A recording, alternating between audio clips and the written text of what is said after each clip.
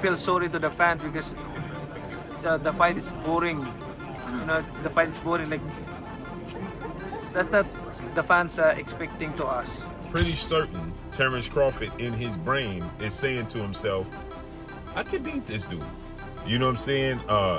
If he actually goes through with it, he'll be 38 years of age next Sunday. There's a guy right now in the sport that's supposed to be the man, big bad wolf. You beat him, you the wolf. Now it's like, you know what I mean? Like, all right, who else I'm gonna fight? You beat the shark, you beat the wolf. Manny Pacquiao mocked Floyd Mayweather for calling out Terence Crawford, saying he feels bad for the fans because this is not the type of fight boxing deserves. Pacquiao argued it would be boring, nothing more than an exhibition. He reminded everyone that Floyd has been retired for years, hasn't fought seriously in a long time, and that makes the whole idea meaningless. The fight is boring. Like that's not the fans are expecting to us. I mean, as a fighter, if I'm a fan, of course I want to see a good fight, like changing fight, not a. Pacquiao didn't hold back in his criticism of Mayweather. He said he actually feels pity for Floyd because his priorities revolve around money, not boxing.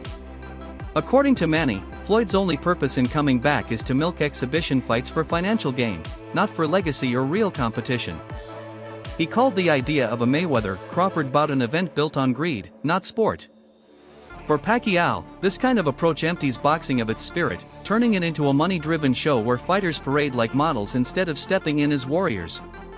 Beginning of this conversation, you say, I don't like boastful people. How was it like fighting Mayweather then? Did he get on your nerves? Because I feel like he's a little bit more boastful than the people you might be wanting to hang out with. Yeah, he's boastful. I think his God is the material things, money, everything like that. I'm pity with him because I want to share the word of God in him if he believe God. Yeah, I've heard he's a generous man. I think he's done good things. I think, he kind of reminds me of like a lot of people are like this, by the way, including myself. I'm not just saying him. I'm including myself. The man who goes up to Jesus and says, what should I do to get into heaven? He says, sell all your belongings. And he walked away crying because he couldn't sell his belongings. The announcement of a Floyd Mayweather versus Mike Tyson fight in 2026 shocked the boxing world.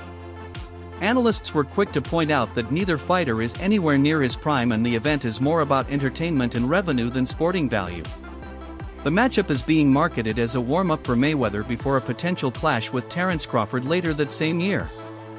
Observers agree both events are built for massive pay-per-view numbers, fueled by Tyson's legendary name and Mayweather's global brand, even if the fights lack true competitive meaning. Jake and Tyson and some people like the likes of Carl Froch viewed that as an endorsement. Like, look, man, I'm just working. It's a big opportunity to be on Netflix. I didn't put the fight together. I'm not paying these guys. So, let's chill out. But all right, I'm not going to poo-poo this.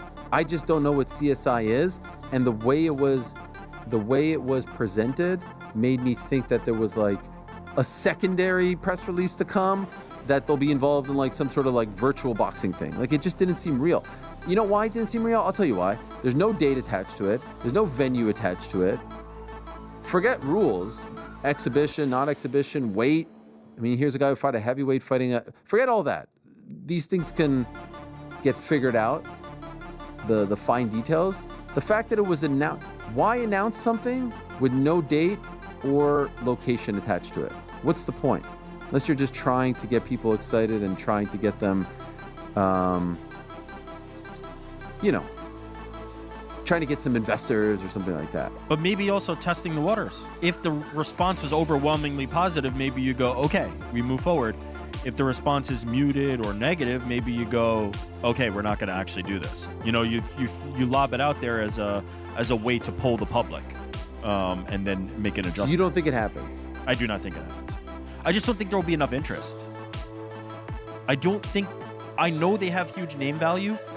There's zero, after the last performance by Mike Tyson against Jake Paul, I don't think there's going to be interest in seeing Mike Tyson. Terence Crawford has always spoken with deep respect for Manny Pacquiao. He described Manny's career as unmatched, noting how the Filipino icon captured titles across multiple weight classes while often facing and defeating bigger opponents.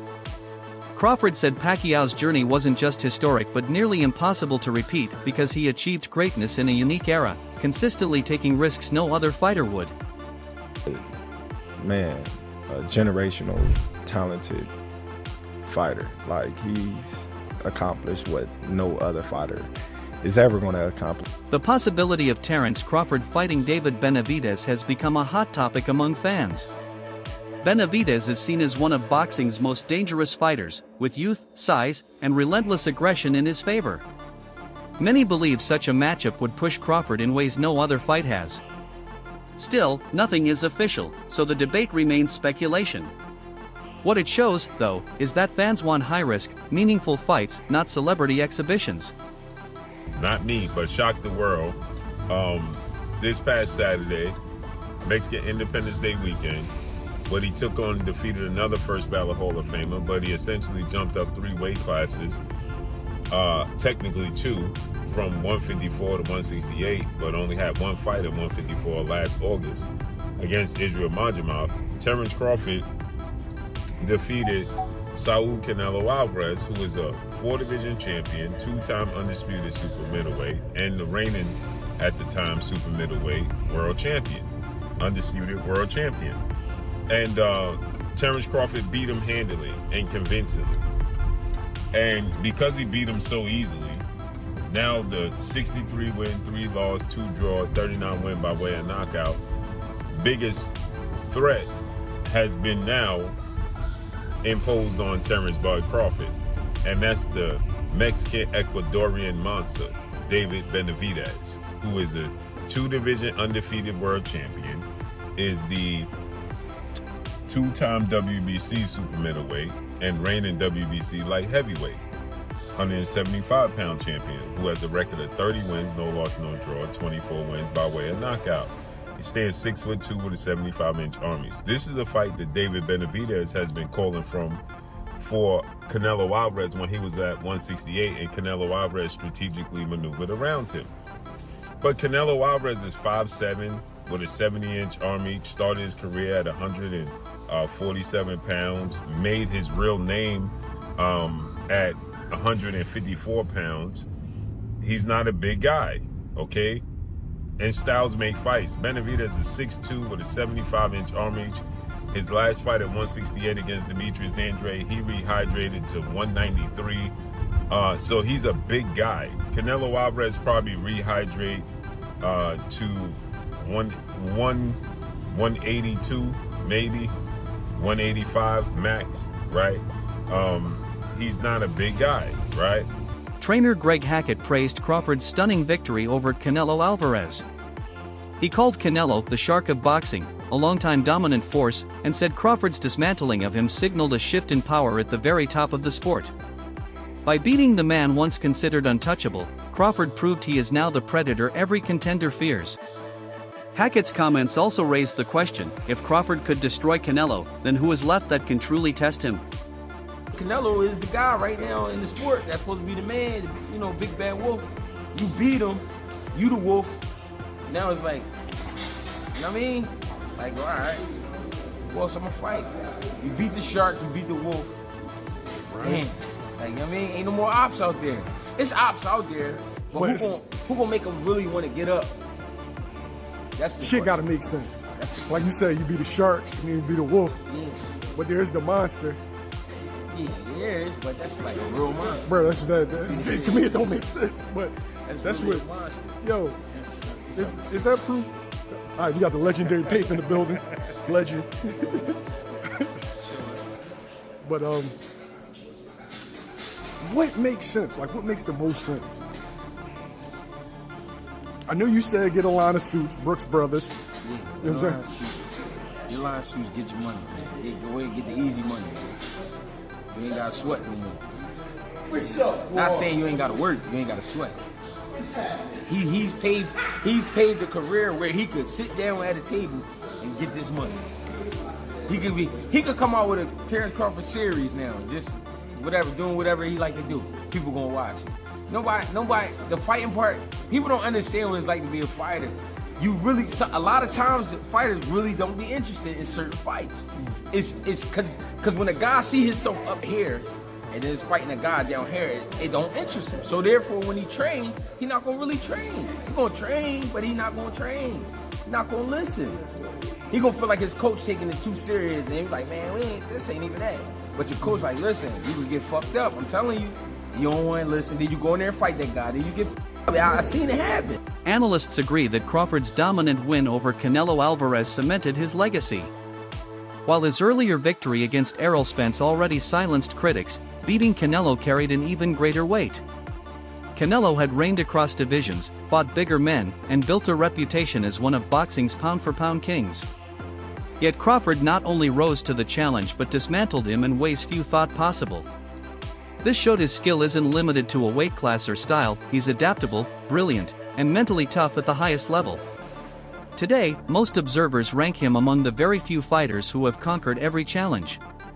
Enough action, and I think Crawford displayed his skill enough, even to someone with not the most trained eye, that they know they saw a very high-level athlete perform something at a very high level last night. I think he gained the sports world's attention last night and respect. He already did after Spence, but it went to another level in this fight. And I think even the fight itself, like just from a median level, but then the moments where they were having these exchanges, like kind of late in the fight, then people were like, all right, it was good. Then like, okay, I saw somebody like, they're squabbing. Like, this is a fight here. So I think it did.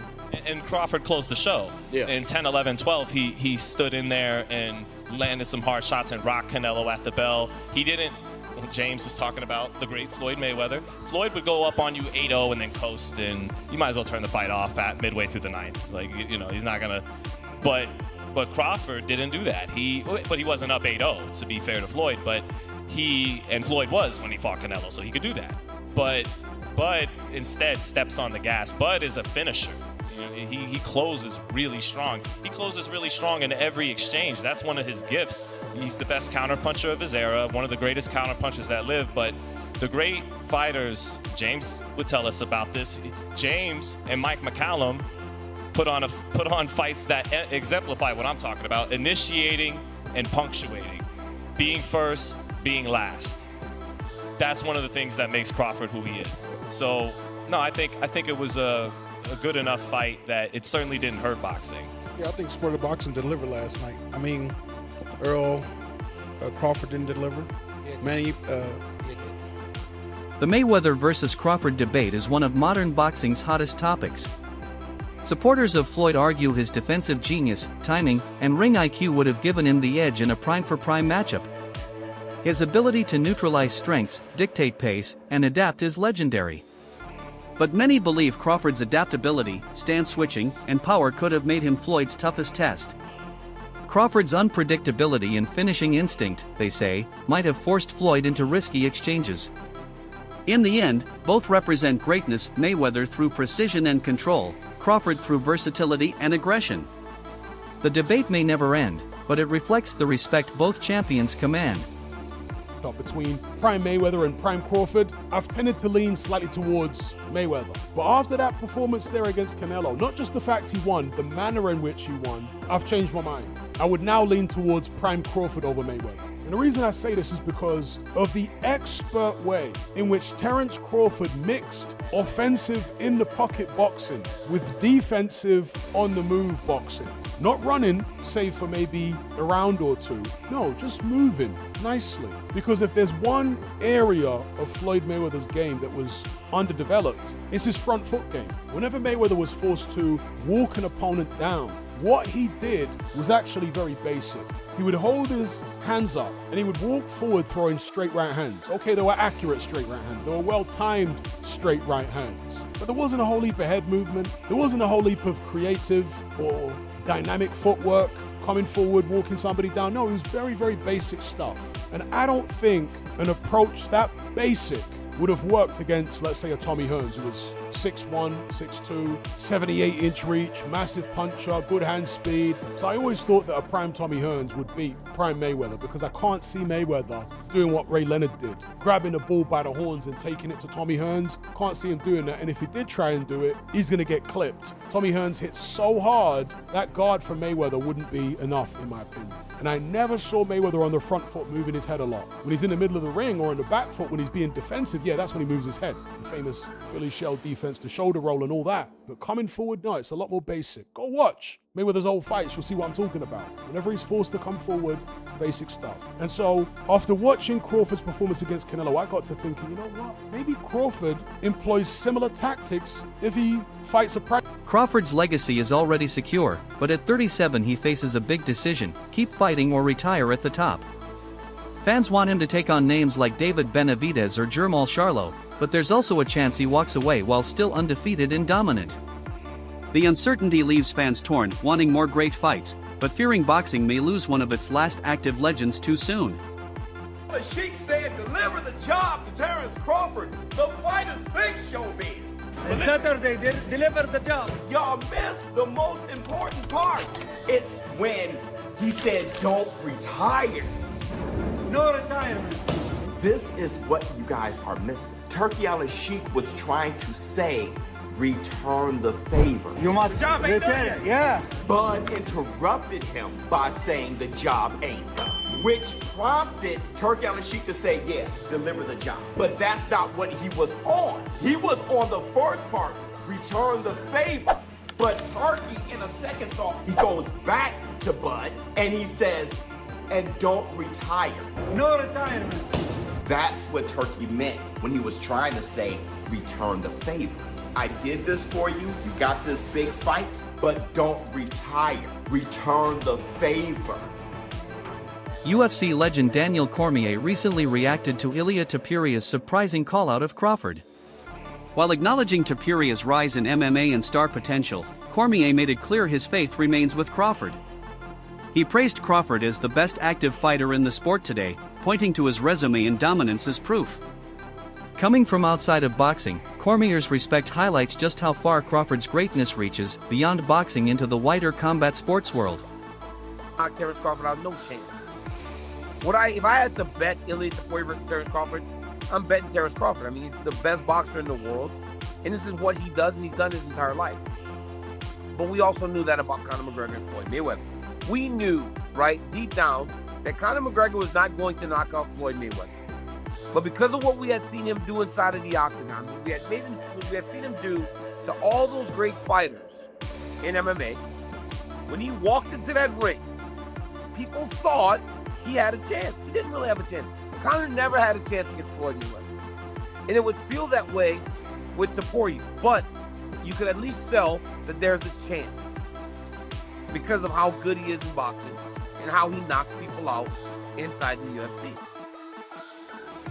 Initially, I thought Bud Crawford would just no-sell Ilia Topuria, right? When you're the king and everybody's calling your name, you can literally just ignore them and nobody will say anything about it. But Bud Crawford isn't one to ignore them. That's it for today's video. Stay tuned for more.